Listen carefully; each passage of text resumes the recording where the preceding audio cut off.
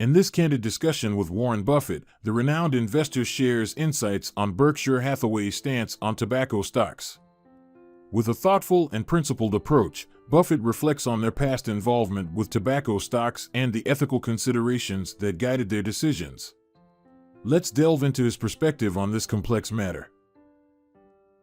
Yeah, we have owned, we won't comment on what we own now, but we have owned tobacco stocks in the past. We've never owned a lot of them, although we may have made a mistake by not owning a lot of them. But we've owned tobacco stocks in the past, and I've had people write me about whether we should do it or not.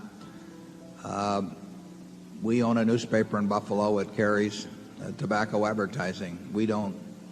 Well, actually,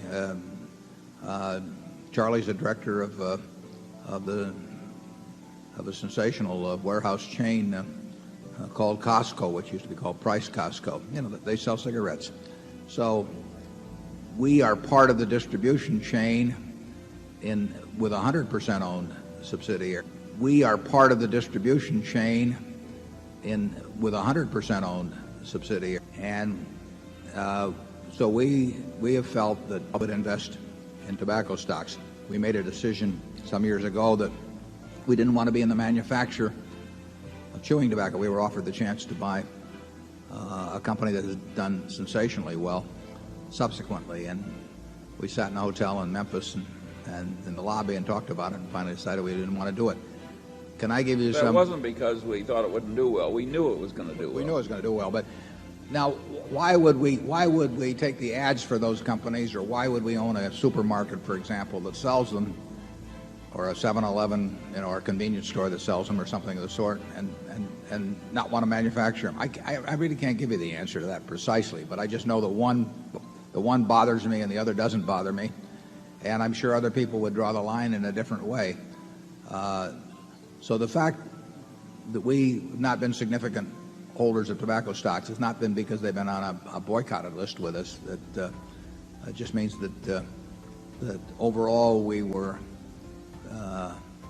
uncomfortable enough about their prospects over time that we did not feel like making a big commitment in them. Warren Buffett has mentioned that Berkshire Hathaway has owned tobacco stocks in the past, but never held a significant amount.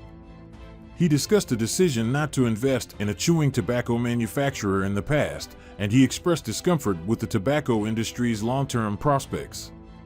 Buffett emphasized that their investments or non-investments in tobacco stocks were not driven by a boycott, but rather by their evaluation of the industry's prospects.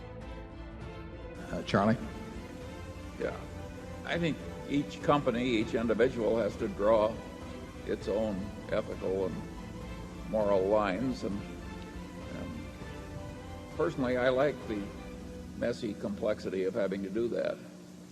It makes life interesting. I hadn't heard that before.